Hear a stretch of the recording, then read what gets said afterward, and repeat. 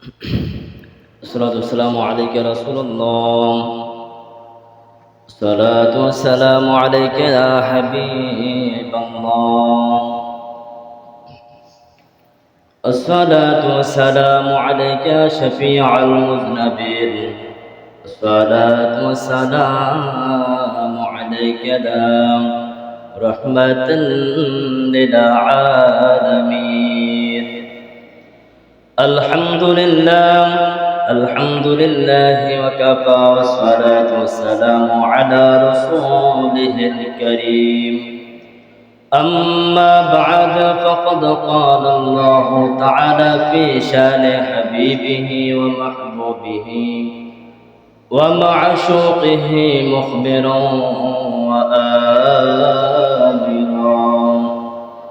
إن الله وملائكته يصلون على النبي يا أيها الذين آمنوا صلوا عليه وسلموا تسليما.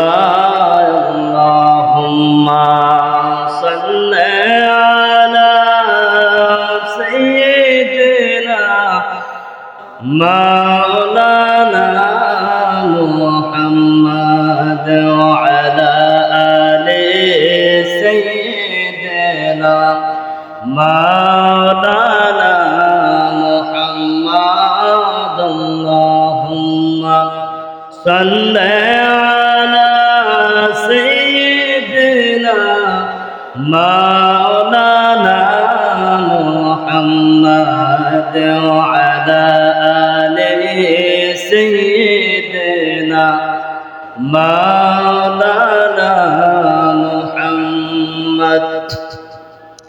কাহার জন্য কাদরে মন, কে আছে তোর আপনা? বিপদের কান্ডারে নবী শুয়ে আছেন মদিনা।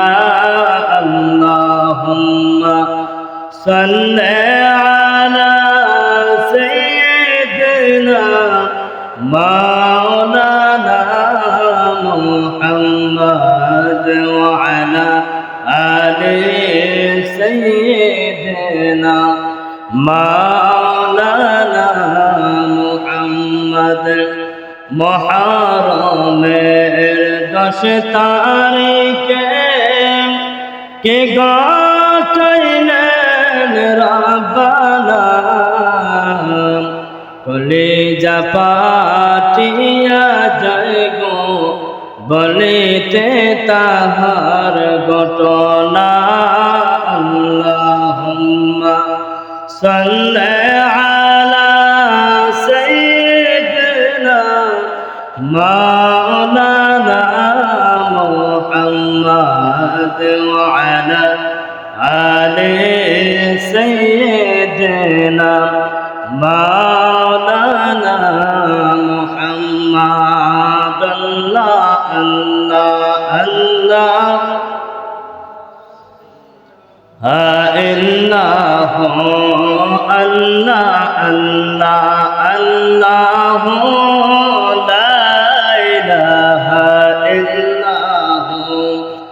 আমরার গলার হার নবীজি, আমরার গলার হার, আরবের দুহা নবী সাইয়্যিদুল বাশার নবীজি।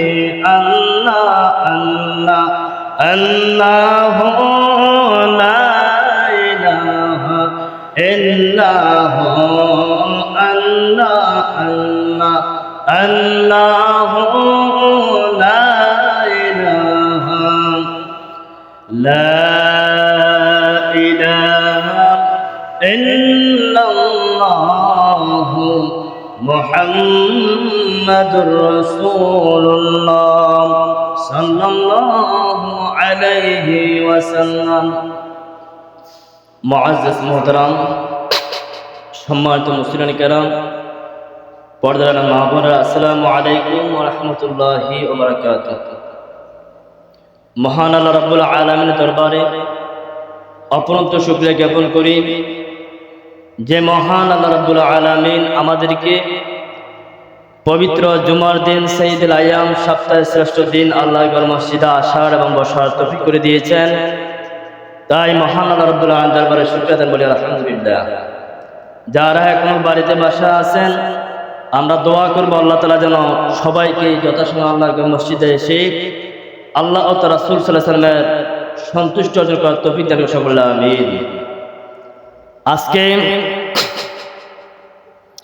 জুমার নামাজের খুতবার আলোচনার আলোচ্য বিষয় হলো মুহররম মাসের ফজিলত এবং আত্মসমালোচনা সম্পর্কে।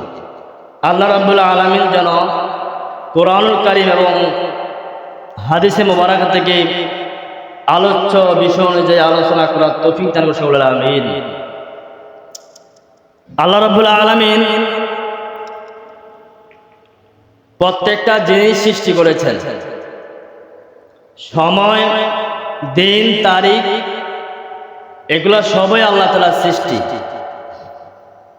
এবং সময়টা অতিবাহিত হয় এটাও আল্লাহর হুকুম হয়ে থাকে, ঠিক না বলে? সকল কিছু আল্লাহ রাব্বুল আলামিনের ইচ্ছায় হয়। সকল কিছু আমরা যে কথা বলি, আমরা যে চলি, আমরা ফিরি, আমরা যা কিছু করি সব আল্লাহ তাআলার ইচ্ছায় হয়, ঠিক কিনা বলেন? আল্লাহ রাব্বুল আলামিন বলেন সূরা তাওবার মধ্যে 36 নম্বর আয়াতের মধ্যে আল্লাহ তাআলা বলেন ইন্না ইদ্দাতাশ শুহুরি ইনদাল্লাহি ইসনা আশারা শাহরা। আল্লাহ রাব্বুল আলামিন সূরা তাওবার মধ্যে 36 নম্বর আয়াতের মধ্যে আল্লাহ তাআলা বলেন যে নিশ্চয়ই আরবি 12 মাসের সংখ্যা এগুলো আমি আল্লাহ তাআলাই নির্ধারণ করে থাকি। সুবহানাল্লাহ বলেন যে আমি আল্লাহই নির্ধারণ করে থাকি। কখন থেকে আল্লাহ তাআলা এই 12টা মাস নির্ধারণ করলেন? ফি কিতাবিল্লাহ, আল্লাহর কিতাবে কখন থেকে আল্লাহ এগুলো লিখিত করলেন? আল্লাহ বলেন খালাকাস সামাওয়াতি ওয়াল আরদ, যখন আমি আল্লাহ রাব্বুল আলামিন আসমান এবং জমিন সৃষ্টি করেছিলাম তখনই আমি আল্লাহ 12টা মাস নির্ধারণ করে রেখেছি। সুবহানাল্লাহ বলেন মিনহা আরবাতুন হুরুম। আল্লাহ রাব্বুল আলামিন বলেন তার মধ্যে 12টা মাসের মধ্যে আমি আল্লাহর নিকট 4টা মাস খুবই সম্মানিত। সুবহানাল্লাহ বলেন 4টা মাস খুবই সম্মানিত। এক নম্বর হলো মুহররম মাস। এক নম্বর কি? মুহররম মাস আমি আল্লাহর কাছে অনেক পছন্দনীয়। 2 নম্বর রজব মাস, 3 নম্বর জিলকদ মাস, 4 নম্বরে জিলহজ মাস। 12টা মাসের মধ্যে আল্লাহ তাআলা নিজে বলেছেন সূরা তাওবার মধ্যে যে 4টা মাস আমি আল্লাহর কাছে অধিক সম্মানিত, আমি আল্লাহর কাছে অধিক সম্মানিত। 4টা মাস, 1 নম্বর মুহররম মাস, যে মাসটা এখন বর্তমান চলতেছে। বছরের আরবি 12 মাসের মধ্যে এই প্রথম মাস চলছে। এইভাবে বছর ঘুরে যাবে, আবার বছর ঘুরে আসবে। আল্লাহ রাব্বুল আলামিন কেন এই মাসটাকে সম্মানিত করেছেন? আল্লাহ রাব্বুল আলামিন কেন মুহররম মাসকে সম্মানিত করেছেন? এই মাসের মধ্যে আল্লাহ রাব্বুল আলামিন অসংখ্য নবীদেরকে আল্লাহ তাআলা বিভিন্নভাবে পরীক্ষা করেছেন এবং পরীক্ষার মাধ্যমে নবীরা সফল হওয়ার পর 10 তারিখ সফল হয়েছে, মুহররমের 10 তারিখ সফল হয়েছেন। রাত্রে বেলা সমস্ত নবীরা শুকরিয়াতান আল্লাহর ইবাদত বন্দেগী রাত্রে যাপন করেছে। সুবহানাল্লাহ বলে এই জন্য আশুরা বলা হয় আরবিতে। আশুরা মানে 10। আশুরা মানে কি? 10। এখানে সকল নবীদের ঘটনা সমন্বয় করে আশুরা বলা হয়। তার মধ্যে সবচেয়ে শ্রেষ্ঠ যেটার কারণে এই মাসটা সম্মানিত সেটা হলো আমাদের নবীর আওলাদের কারণে। সুবহানাল্লাহ বলে, আমাদের নবীর করিম সাল্লাল্লাহু আলাইহি ওয়াসাল্লামের আওলাদের কারণে, যিনারা নিজের গর্দান দিয়েছেন, তারপরে কখনো অসত্যের পথে আপোষণ নাই। তিনার নাম হলো হুসাইন। সুবহানাল্লাহ বলেন। তিনার নাম হাসাইন রাদিয়াল্লাহু আনহু, যিনি নানার আদর্শকে বাস্তবায়ন করতে গিয়ে কোরআনের আইনকে বাস্তবায়ন করতে গিয়ে নিজের জীবন দিয়েছেন, তারপরও এজিদের সাথে কখনো আপোষণ নাই। সুবহানাল্লাহ বলেন। এই জন্য ইমাম হুসাইন রাদিয়াল্লাহু আনহুকে এই মুহররম মাসে শাহাদাত বরণ করেছেন ইমাম হাসান, ইমাম হুসাইন। এবং আমার নবী জানেন যে ইসলামের জন্য আমার নাতি কারবালার ময়দানে শাহাদাত বরণ করবে। সুবহানাল্লাহ বলেন। আমার নবী একবার যদি আল্লাহর কাছে বলতেন, ইয়া আল্লাহ, আমার আল্লাহ নবীকে সব কিছু জানিয়ে দিয়েছেন, যদি নবী একবার বলতেন, আল্লাহ, আমার নাতির কোরবানিতে আমি এত আদর করি, যে নাতিকে আমি এত আদর করি, মিন্নি হুসাইন বলেছি আমি, আমার থেকে আমার হাসাইন, আমার থেকে আমার হুসাইন, হুসাইন থেকে আমি নবী। সুবহানাল্লাহ বলেন। এমনি বলেছেন যে আমার আওলাদ হবে, আমার মেয়ে ফাতেমার বংশধর ইমাম হাসান হুসাইন থেকে, তারা আমার এত কলিজার টুকরা। আমার নবী বলেছেন তারা হলো আমার দুইজন সন্তানের মতো। সুবহানাল্লাহ বলেন। আমার নবী আকরাম সাল্লাল্লাহু আলাইহি সাল্লাম সেজদায় গেলে আমার নবীর গর্দান কাঁধের মোবারকে হুসাইন রাদিয়াল্লাহু খেলাধুলা করতেন, আমার নবী সেজদার মধ্যে থাকতেন। আরে কোন নবীর কাঁধের মধ্যে, কোন নবীর যিনি আসলেন তিনার নাম হলো হুসাইন রাদিয়াল্লাহু আনহু। আমার নবী সেজদা লম্বা করলেন, কারণ আমার হাসান হোসেন আমার কাঁধে। সুবহানাল্লাহ বলেন। এতটুকু মায়া করতেন আমার নবী তিনার নাতিদেরকে। সেই নাতিদেরকে এই মুহররম মাসে নির্মমভাবে একটা মারার মতো একটা জিনিস আছে, নির্মমভাবে শহীদ করেছেন। ইমাম হুসাইন বংশধর কিয়ামত পর্যন্ত থাকবে, এজিদের বংশ কিয়ামত পর্যন্ত থাকবে। দেখবেন মুহররম মাস আসলে যখন ইমাম হুসাইন রাদিয়াল্লাহু আনহুর কথা বলা হয়, এক শ্রেণীর লোকের গায়ের মধ্যে আগুন জ্বলে ওঠে। যদি ওঠে, মনে করে সে এজিদের উত্তরসূরি, সে হলো এজিদের উত্তরসূরি। ঠিক কিনা বলেন? আর বুঝে নিবেন সে হলো এজিদ। এটা কোনো সন্দেহ না, লা শাক্কা, তার মধ্যে কোনো সন্দেহ নাই। আমার ঈমান বড়। ঠিক কিনা বলেন? আমার কি বড়? আমার ঈমান বড়। আমার ব্যক্তি বড় নয়, আমার ঈমান বড়। আমার দুনিয়ার কোনো কিছু বড় নয়, আমার ঈমান বড়। আমার পরে হলো সব কিছু। ঠিক কিনা বলেন? আপনার ঈমান আছে, আপনার সাথে আল্লাহ আছে, রাসূল আছে। ঠিক কিনা বলেন? আর ঈমানের জোরে তো বদরের যুদ্ধের মধ্যে সাহাবায়ে কেরাম ছিলেন অত্যন্ত অল্প, কিন্তু কাফেররা ছিল শত শত। সুবহানাল্লাহ বলেন। বদরের যুদ্ধে কাফের ছিলেন কাফের ছিলেন অসংখ্য, কিন্তু আমার নবী মাত্র 313 জন সাহাবী নিয়ে যুদ্ধ ছিলেন। অথচ বদর যুদ্ধে হাজার খানিক কাফের ছিল, অসংখ্য বল্লম ছিল কাফেরদের, অসংখ্য তলোয়ার ছিল, অসংখ্য তীর ছিল। তারপরও আমার আল্লাহ রাব্বুল আলামিন এই বদর যুদ্ধের মধ্যে আমার নবীকে বিজয় দান করলেন। এটাই বিশ্ববাসীর মধ্যে আমার আল্লাহ জানিয়ে দিলেন যে হকের পথে অল্প হলো আমি আল্লাহ যথেষ্ট। সুবহানাল্লাহ। হকের পথে অল্প লোক হলো, আর একজন লোক যদি হকের পথে থাকে, হাজার কোটি লোক এক জায়গায় থাকে, আমি আল্লাহর কাছে তারা কিছুই না। সুবহানাল্লাহ। আমি আল্লাহর কাছে কিছুই না। যেমন কাবা ঘর ভাঙার জন্য, আল্লাহর ঘর ভাঙার জন্য কিছু কাফের এসেছিল। বাদশাহ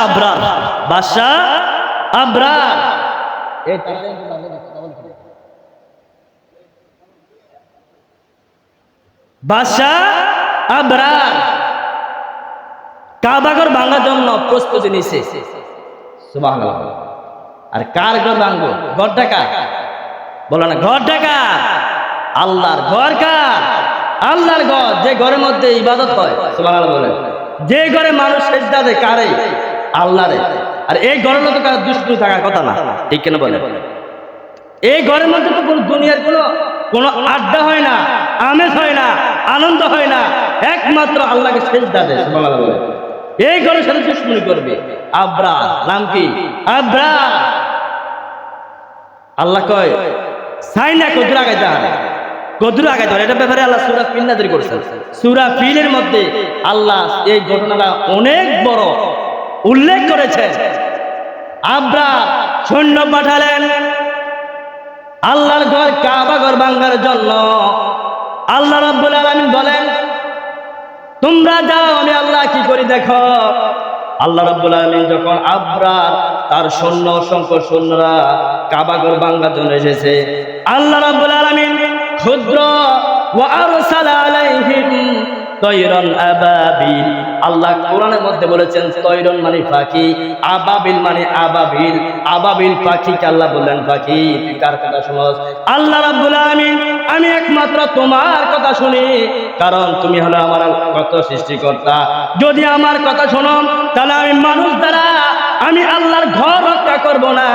আমি আল্লাহ তোদের দ্বারা আমি আল্লাহর ঘরকে কেমনে রক্ষা করতে চাই দেখো। তয়রন আবাবিল, এই পাখি বলল আল্লাহ আপনি হুকুম দেন আমরা কেমনে ধ্বংস করতে হবে দেখাই দিব। সুবহানাল্লাহ। আল্লাহ তাআলা দেখেন তয়রন আবাবিল।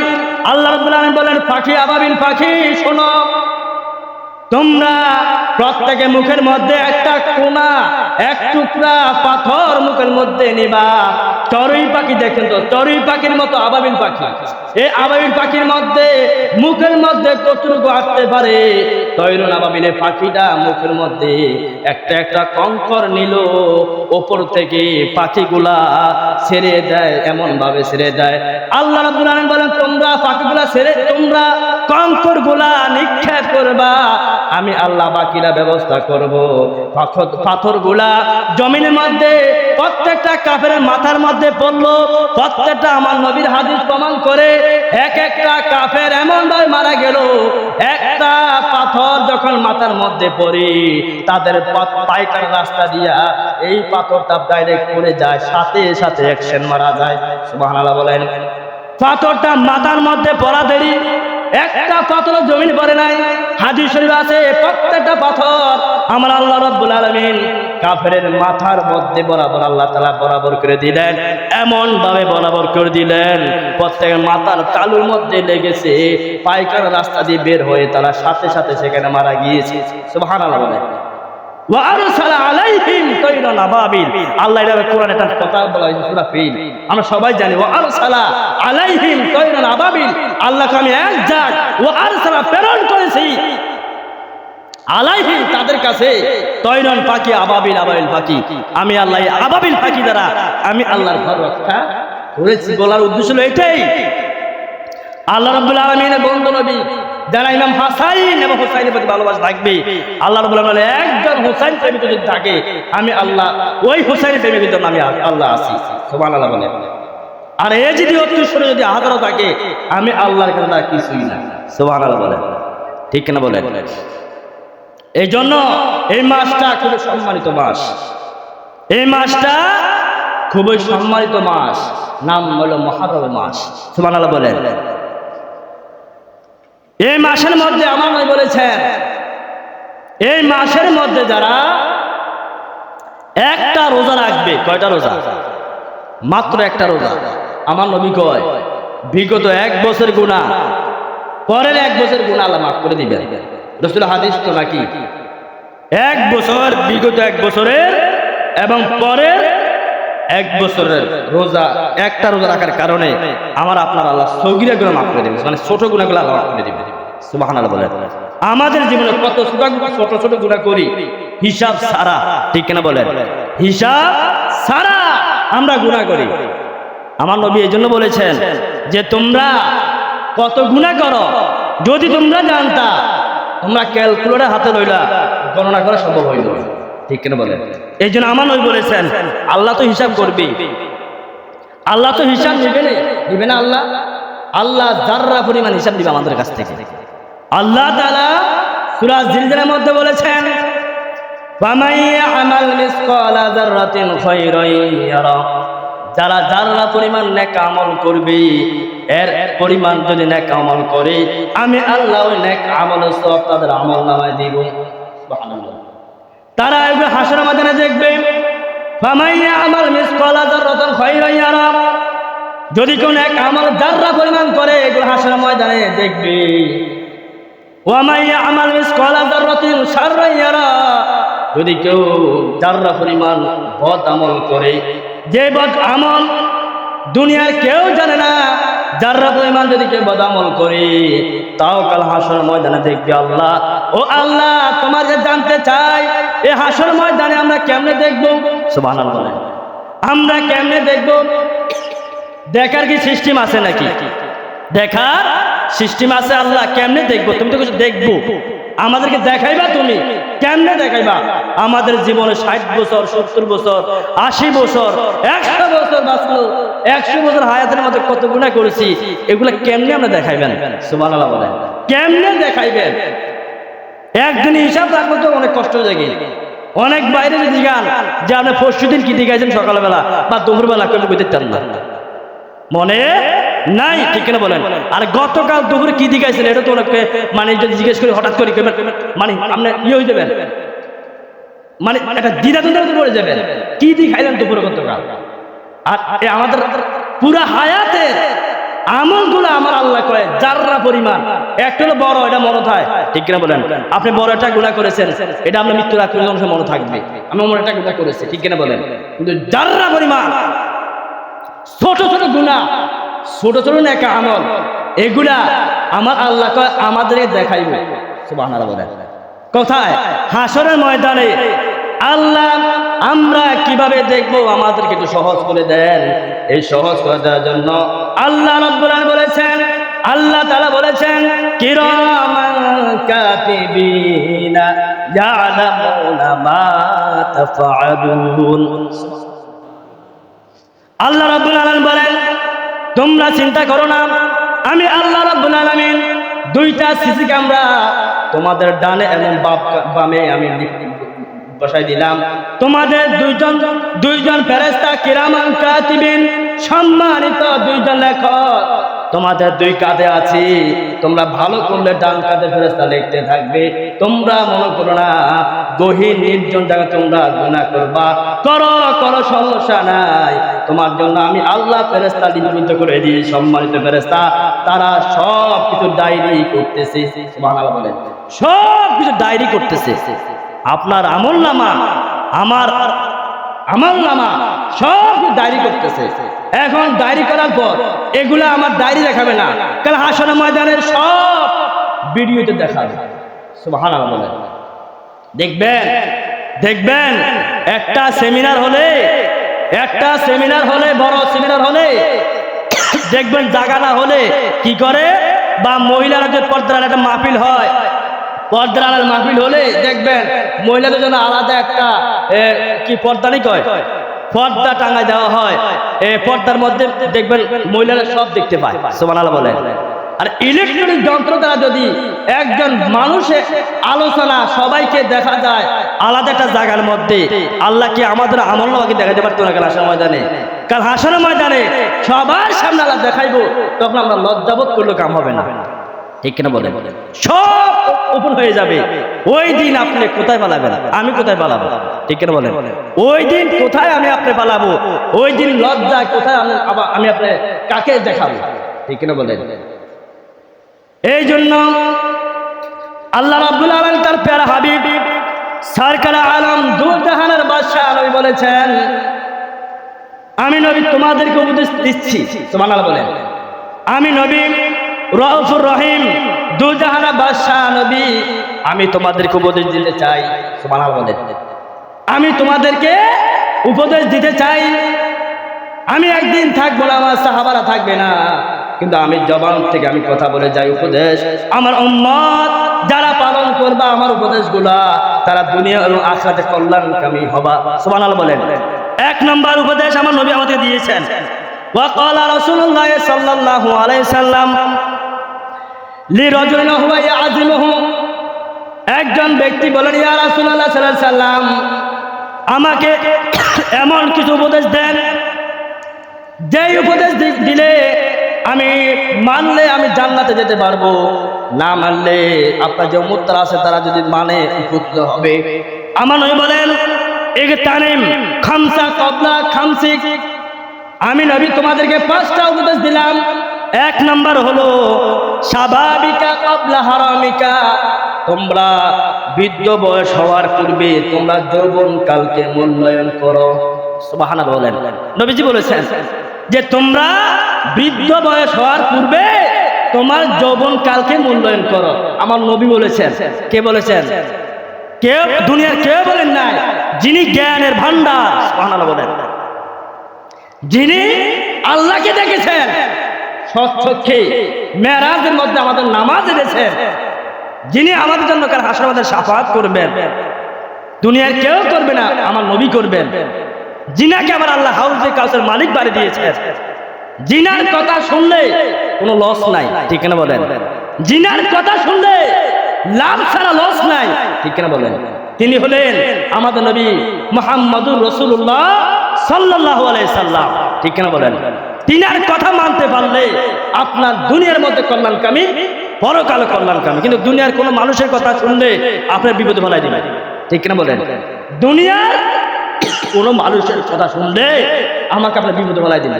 একটা কথা দেখবেন, অন্য সময় গোপন কথা যদি কই যান একটু কইলেন আর কি।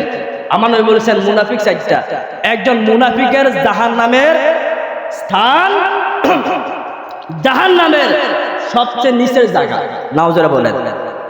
মুনাফিক চিনার আলামত হলো, আমার নবী বললেন যে ব্যক্তি, আমি 4 নাম্বারটা বলতেছি, সময় কম তো। 4 নাম্বার হলো যে আপনি যদি কোনো কারো কাছে একটা কথা বললেন, গোপন কথা, আপনার মনটা হালকা করলেন, কিন্তু বললেন ভাই আপনি এই কথা কারো কাছে বললেন না, কিন্তু আপনি বললেন বিশ্বাস করে, যদি ওই ভাই কথাটা যদি লাগাইয়া দেয়, এরে মুনাফিক কয়। এরা কি কয়? কথা বুঝুন নাই? কারণ মুসলমান তো এমন হবে যে আল্লাহকে সর্বক্ষণ ভয় করবে। মুসলমান তো এমন যে যার কাছে সবকিছু নিরাপদ থাকে, কথা দিল নিরাপদ, টাকা দিল নিরাপদ, সব দিলে নিরাপদ, ঠিক কিনা বলেন? এরে তো মুসলমান কয়। আর এর উল্টাটা করলে মুনাফিক, ঠিক কিনা বলেন? ব্যাপারটা ক্লিয়ার তো? এই জন্য আমার নবীর কাছে আমি যদি কথাগুলো আমার নবী বলেছেন আমাদের জন্য আমানত। 1 নাম্বার আমার নবী বলেছেন আমি তোমাদেরকে উপদেশ দিলাম, 1 নাম্বার তোমরা যৌবন কালকে মূল্যায়ন করো বৃদ্ধা বয়স হওয়ার আগে। সুবহানাল্লাহ বলেন। কারণ বৃদ্ধ বয়সে আপনি যত কিছু করবেন আপনি করতে চাইলেও করতে পারবেন না, ঠিক না বলেন? বৃদ্ধ বয়সে আপনি অনেক কিছু করতে চাইলেও করতে পারবেন না। আপনার ছেলে যদি আপনাকে ধমক দেয়, আপনি উল্টো ধমক দিতে পারতেন না, কারণ ছেলে শক্তি এখন বেশি, আপনার শক্তি কম, ঠিক না বলেন? কারণ আমাদের সবাই সন্তান আছে, ঠিক না বলেন? এখন আপনি যা করা করতে পারবেন, ঠিক না বলেন? এখন আপনার সন্তান যদি আপনি একটা আঘাত করেন, একটু শাসন করেন, আপনি পারবেন, ঠিক না বলেন? কিন্তু বড় হইলে সুযোগ নাই।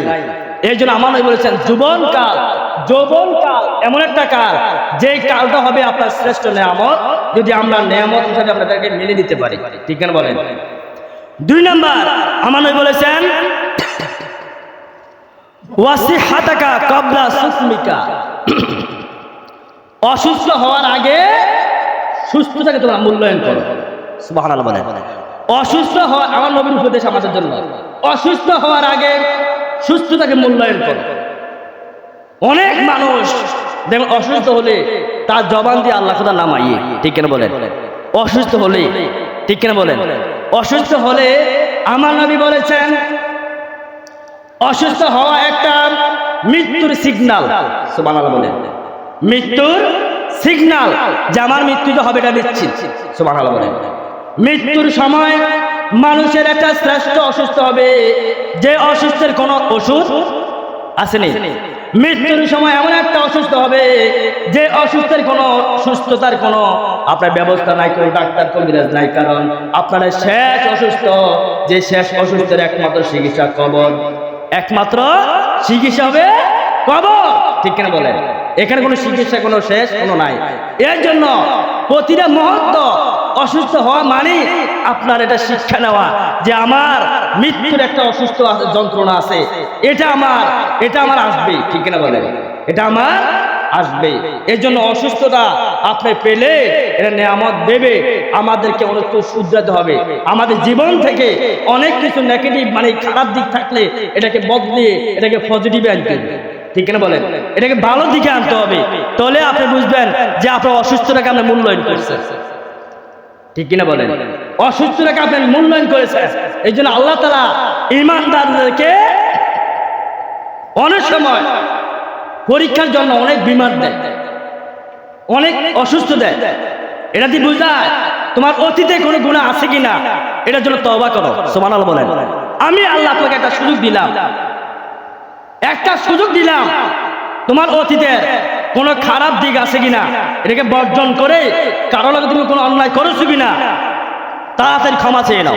সুবহানাল্লাহ বলেন। তাড়াতাড়ি ক্ষমা চেয়ে নাও, কারণ এই অসুস্থ অবস্থাতে তুমি কারণ ক্ষমা চাও, তোমাকে ক্ষমা করবে মানুষ, ঠিক কিনা বলেন? ক্ষমা করবে মানুষটা অসুস্থ, তাকে ক্ষমা করে দিই, ঠিক কিনা বলেন?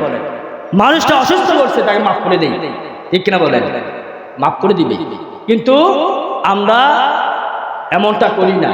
2 নাম্বার। 3 নাম্বারে আমার নবী বলেছেন ওয়া গানাইকা ক্বাবলা ফাকরিকা, গরিব হওয়ার আগে আপনার সম্পদ থাকা অবস্থায় যে ছিলেন, অর্থাৎ দরিদ্রতা হওয়ার আগে আপনার স্বাবলম্বীকে মূল্যায়ন করা। সুবহানাল্লাহ বলেন। মানুষ সব সময় একরকম থাকে না, ঠিক না বলেন? ইন্না মাআল উসরি ইউসরা, আল্লাহ তাআলা কোরআনে বলেছেন স্বস্তির পরে এক সময় আপনার ভালো থাকবেন, এক সময় আপনি খারাপ থাকবেন। এটা আল্লাহ কোরআনে কথা। দেখুন অনেক মানুষ সম্পদশালী ছিল, কিন্তু এখন সম্পদ, এটা কার কথা? কথাটা কিন্তু আল্লাহ। ইন্না মাআল উসরি ইউসরা, আপনার আমলে সম্পদ থাকবে, আপনার সন্তান আমলে সম্পদ থাকবে না। আপনার সম্পদ আমরা অথবা হইতে পারে আপনার সন্তান আপনার আমলে সম্পদ নাই, কিন্তু আপনার সন্তানের আমলে সম্পদের অভাব থাকতো না। সুবহানাল্লাহ বলেন। এটাই দুনিয়ার নিয়ম, এটাই আল্লাহ তাআলার ইচ্ছা। সুবহানাল্লাহ বলেন। এই জন্য আপনাকে আল্লাহ যা সম্পদ দিয়েছে, থাকা অবস্থায় আপনার কিছু আল্লাহর রাস্তায় ব্যয় করবেন ফি সাবিলিল্লাহ। আল্লাহ কয় এটা এত পাওয়ারফুল ইবাদত। আপনার সম্পদ যখন থাকবে, যদি আপনি আল্লাহর রাস্তায় ব্যয় করেন, আল্লাহ তাআলা আপনার সম্পদ আরো বাড়াই দিবে। সুবহানাল্লাহ বলেন। এটা রাসূলের কথা, আল্লাহর কথা। সম্পদ আল্লাহ বাড়িয়ে দিবে। এর জন্য দেখবেন অনেক গরিব মানুষ আল্লাহ তাআলা ধনী বানাই দেয়, কারণ দেখবেন গরিব লোকের মন বালা। সুবহানাল্লাহ বলেন। গরিব লোকের মন ভালোর কারণে আমার নবী এটা বলেছেন আল গিনা গিনান নাফস। সুবহানাল্লাহ বলেন। আল গিনা গিনান নাফস, প্রকৃত ধনী তো সে যার আত্মাটা বড়। সুবহানাল্লাহ বলবেন না? প্রকৃত দরিদ্র সে যার কলিজাটা বড়, মানুষকে দিতে কার্পণ্য করে না। আমি আল্লাহ কই, আমি আল্লাহ তাকেও দিতে কার্পণ্য করি না। সুবহানাল্লাহ বলেন। তুমি দাও, আল্লাহ কয় আমি আল্লাহ তোমাকে দিবে। সুবহানাল্লাহ বলে। আল্লাহ কয় তোমরা দাও, আমি আল্লাহ তোমাদেরকে দেব। এখন আমরা কি আর যা আছে যতদিন বাঁচি একটু সম্পদ ছাড়তে চাই না। আর কি কয় মরার পরে এই সম্পদ ছেলেও পায় না, মানুষে ভাগাভাগি করে শেষ। না মিথ্যা বললাম? এটা আল্লাহর একটা শাস্তি। এর জন্য সম্পদ থাকতে আপনার সম্পদ অনেক আছে, আপনার আল্লাহ রাস্তায় দান করে দেন, আল্লাহকে আমি অত্যন্ত খুশি। আমি আল্লাহ খুশি, তোমার সম্পদ আমি আল্লাহর হেফাজতে থাকবে। সুবহানাল্লাহ বলেন। আমি আল্লাহর হেফাজতে থাকবে। এই জন্য দরিদ্র হওয়ার আগে আমাদের সচ্ছলতা, ধনী অবস্থায় এটাকে মূল্যায়ন করতে হবে। 4 নাম্বার ওয়া ফারাগাকা ক্বাবলা শুগলিকা, অবসর সময়কে মূল্যায়ন করো ব্যস্ততা হওয়ার আগে। 7 নাম্বার যেটা হলো, 5 নাম্বার যেটা হলো আমার নবী বলেন ওয়া হায়াতা ক্বাবলা মাউতিকা, তোমার মরার আগে তোমার হায়াতকে মূল্যায়ন করো। সুবহানাল্লাহ বলেন। মরার আগে তোমার হায়াতকে মূল্যায়ন করো। মরার আগে আমাদের জীবনকে মূল্যায়ন করতে হবে। আমরা তো মনে করি আমাদের জীবনে একটা আল্লাহ দিছে, একটা বডি আছে 6 হাত 7 হাত, ঠিক না বলেন? আমরা মনে করি আর কি আমাদের একটা বডি আল্লাহ দিছে 7 হাত 6 হাত, এটা মনে কবরগুলো থাকবে, ঠিক নি বলেন? আবার অনেকে মনে করি যে বডিটা কবরে গেলে দুনিয়াতে যাই করি এটা তো মাটির সাথে মিশিয়ে যায়, ঠিক না বলেন? আমাদের ধারণা এটা, যদি ধারণা যদি এটা নাই থাকতো তাহলে আমরা আল্লাহকে একটু ভয় করতাম, ঠিক কিনা বলেন? না, আমাদের ধারণা এটা করলে হবে না। আপনি বিজ্ঞান দিয়ে প্রমাণ করেন, আপনি জ্ঞান দিয়ে প্রমাণ করেন, দেখবেন আমার মায়ের পেটের আগে, মায়ের পেটে আসার আগে আমি কইছিলাম, তখন কি আমার একটা অস্তিত্ব ছিল? সুবহানাল্লাহ বলেন। তখন কিন্তু আমার খানার প্রয়োজন হয় নাই। আলমে আরোহা জগতে এটা আল্লাহ প্রদত্ত, আল্লাহ খাওয়া খাওয়াইছে। সুবহানাল্লাহ বলেন। ওই সময় আমার একটা অস্তিত্ব ছিল, কিন্তু জ্ঞানটা এরকম ছিল না যে দুনিয়াতে আইলে যে একটা জ্ঞান বালাবুরা, এই জ্ঞানটা এরকম ছিল। ওই সময় জ্ঞান ছিল ফ্রেশ। সুবহানাল্লাহ বলেন। কারণ ওই সময় ছিলাম ফ্রেশ জগতে। সুবহানাল্লাহ বলেন। ওই সময় ছিলাম আমরা নিরাপদ জগতে। তারপর সেকেন্ড যে ধাপ, স্টেপ, মায়ের পেট। ওই পেটেও আমরা কিন্তু একটা জগৎ কাটে যাইছি। ওই জগতের মধ্যে আমরা কোনো খানা দানা চিন্তা করার লাগে নাই, লাগছে নাকি? কিন্তু আমরা খানা খাইছি, ডিউটি সময় মতো খাইছি মায়ের পেটে, সময় মতো ঘুমাইছি, সময় মতো আবার লাথিও মারছি মায়ের পেটে। মারছি না? না, এটা অস্বীকার করার সুযোগ আছে? সময় মতো মায়ের পেটে আমরা সব করছি। ওই সময় খানা চিন্তা ছিল না। আল্লাহকে আমি তোদেরকে খাওয়াইছি, নির্দিষ্ট টাইমে খাওয়াইছি, নির্দিষ্ট টাইমে খাওয়াইছি। তাও এমন খানা খাওয়াইছি সেটা হলো একদম পিওর খানা। সুবহানাল্লাহ বলেন। মায়ের নাফাক খাওয়াই নাই, আমি হালাল খানা খাওয়াইছি। সুবহানাল্লাহ বলেন। এই জন্য হাদিস শরীফে আছে নাবালক অবস্থায় সন্তানের কোনো গুনাহ নাই। সুবহানাল্লাহ বলেন। কারণ তারা মায়ের পেট থেকে আসছে, একটা নির্দিষ্ট বয়স হইলে তখন তারা দুনিয়ার যত খারাপ কাজ করবো তখন তার গুনাহ লেখা হবে। আল্লাহু আকবার বলেন। কারণ তার মায়ের জগৎ থেকে এখন তার জগতের একটা ধারা আছে। বলার উদ্দেশ্য হলো যে আপনার আস্তে আস্তে আমার দেহটা বড় হয়, এরপরে আমরা কবরে যাব। আল্লাহ কয় যেমনি ভাবে আমি রুহু জগৎ থেকে তোমাদেরকে মায়ের পেটে এনেছি, মায়ের পেট থেকে আমি আল্লাহ দুনিয়াতে একটা বডি তোমাদের দিলাম। এই বডিটা জিনিস ফ্যাক্ট না। এই বডির মধ্যে যেমন তুমি একটু আঘাত পেলে পুরোটা শরীরে তুমি আঘাত পাও, ঠিক কিনা বলেন? কারণ ভিতরে একটা যন্ত্র আছে, রূহ। কি আছে? এই রূহ থাকার কারণে আপনার এখানে সিমন্ট দিলে আপনার একটা কলিজা পুরো মাথার মধ্যে একটা সিসি করে ওঠে, ঠিক কিনা বলেন? পায়ে ব্যথা পেলে পুরোটা শরীরে ব্যথা পায়, ঠিক কিনা বলেন? কারণ ভিতরে একটা জিনিস আছে, রূহ, ঠিক কিনা বলেন? যখন আপনার রূহটা বের হয়ে যাবে তখন আপনাকে কেটে টুকরা টুকরা করলে আপনি বলতে পারবেন না।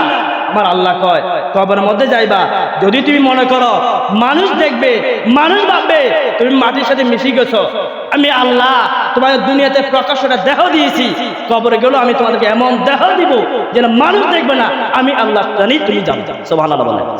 এই জন্য বলা আছে যে দেখবেন কবরস্থানের মধ্যে কোন পশু পাখি বাধা নিষেধ, কারণ কবরে যদি আযাব হয় ওই পশু পাখি দেখে। আল্লাহ কয় সমস্ত জগতের বাক শক্তি সম্পন্নহীন যারা আছে তারা দেখে, কেন তারা প্রকাশ করতো না। সুবহানাল্লাহ। যদি প্রকাশ করে তো এটা আউট হয়ে যাবে, রেজাল্ট আউট। আর রেজাল্ট আউট হয়ে গেলে তো মানুষ একটু ভয়ে ভয়ে কাজ করে, ঠিক না বলেন? যেমন করোনাকালীন মানুষ যেমন একটা আল্লাহ আযাবটা দেখছে, সবাই মসজিদমুখী হয়েছে, ঠিক না বলেন? আল্লাহ কয় আমার কবরে যে আযাবটুকু আছে এর 1000 ভাগের আযাব আমি দুনিয়াতে দেই নাই। যদি দিতাম তাহলে মানুষ তো ভয়ে ভয়ে কাজ করবে না। আমি আল্লাহর ভয় থাকবে গোপন। সুবহানাল্লাহ বলেন। আমি আল্লাহর ভয় থাকবে না দেখে, আমি আল্লাহর ভয় থাকবে আমাকে না দেখে, কারণ দেখলে তো প্রমাণ হয়ে যাবে, ঠিক কিনা বলেন? এই জন্য আল্লাহর কথাগুলা না দেখে না বুঝে মানার নাম হলো ঈমান, ঠিক কিনা বলেন? এই জন্য আল্লাহ তাআলা আমাদের বুঝার তৌফিক দান করুন, আমিন। আর এটা হলো মুহররমের মাস। কি মাস? মুহররমের মাস। নবী আকরাম সাল্লাল্লাহু আলাইহি ওয়াসাল্লাম বলেছেন রমজান মাসের পর আমি আপনাদের পায়ে হাত রেখে অনুরোধ করব, আল্লাহ তাআলা বলেছেন যে তোমরা পরকালের জন্য কিছু করো। কোন কালের জন্য? পরকালের জন্য কিছু করো। এটা আল্লাহ অনেকবার বলেছেন, আজকে হাদিসে আছে। আমার নবী বলেছেন তোমরা পরকালের জন্য কিছু করো। পরকালের জন্য কি? আপনি ব্যাংকে টাকা জমাবেন, এই টাকার মালিক আপনার সন্তানরা হবে, কিন্তু আপনি নেক আমল করবেন, এই অ্যাকাউন্টের মালিক দুনিয়া কেউ হবে না, ঠিক কিনা বলেন? এই অ্যাকাউন্টের মালিকটা আমি হব, ঠিক কিনা বলেন? এর জন্য পরকালের জন্য আমরা দুনিয়াদারি সংসার করব, আমরা পাশাপাশি নামাজ রোজা এগুলা করার চেষ্টা করবো, ঠিক না বলেন? আর মুহররম মাস আল্লাহ নবী বলেছেন যে রমজান মাসের পর সবচেয়ে উত্তম মাস হলো মুহররম মাসে রোজা রাখা। মুহররম মাসে রোজা রাখা, মুহররম মাসে আপনারা যদি বেশি রোজা রাখেন অনেক ভালো হবে। আর মুহররম মাসের মধ্যে কমপক্ষে 2টা রোজা রাখতে হবে। কয়টা রোজা? মুহররম মাসে কমপক্ষে 2টা রোজা। এটা হলো 16, 17, মানে এই যে ইংরেজি মাসের 16, 17 অথবা 17, 18, 16, 17 অথবা 17, 18 এই 2টা রোজা রাখবেন। 16 তারিখ অথবা 17 তারিখ অথবা 17 তারিখ অথবা 18 তারিখ রোজা রাখলে 2টা রাখতে হবে, একটা না। রাখলে 2টা, না রাখলে আপনার ইচ্ছা। কমপক্ষে মুহররমে 2টা রোজা রাখতে হবে। আল্লাহ তাআলা আমাদেরকে বুঝার তৌফিক দান করুন। আর বিশেষ করে যেহেতু মুহররম মাস, এখানে আশুরের একটা মাহফিল আছে, ঠিক না বলেন? আশুরের একটা মাহফিল আছে, আপনারা সহযোগিতা করলে মাহফিলটা সুন্দর হবে, ঠিক না বলেন? আপনার দিলে আল্লাহ আপনাকে দিবে, এটা বিশ্বাস যদি করি। আপনার দিবেন, আল্লাহ আপনাকে দিবে, এটা আল্লাহর ওয়াদা, নবীর ওয়াদা। এখন যেহেতু মাহফিলটা হলো আপনার 17 তারিখ বুধবার, হয়তোবা বুধবার 17 তারিখ যে মাহফিলটা হবে, আপনার মাহফিলটা সুন্দর করলে ইনশাআল্লাহ দেখবেন আপনারা আল্লাহর কাছে এগিয়ে আসেন। আপনাদেরকে আল্লাহ কেমনে দিবে আপনারা নিজেই বলতে পারবেন না। আর যদি কৃপণতা করেন আল্লাহ আপনাদের নিত্য দেরি করবে না। আমি বিশ্বাস আল্লাহ তাআলা আপনাদেরকে অনেক দেয়, দিবে, কারণ আপনাদের মনটা অনেক বড়। আলহামদুলিল্লাহ। এখন মাহফিল তো সব বেশি দূরে না, কাছে। মাহফিলের জন্য আপনার কেউ দেওয়ার মতো আসেন, একটু কষ্ট করে বলেন, যাতে মাহফিলটা কিন্তু বেশি দূরে না। আর শুক্রবার পাইতাম না, একটু কষ্ট করে বলেন। আমরা অল্প সময় 2 মিনিটের মধ্যে। আলহামদুলিল্লাহ। সাজান ভাই 100 টাকা দিয়ে দিন।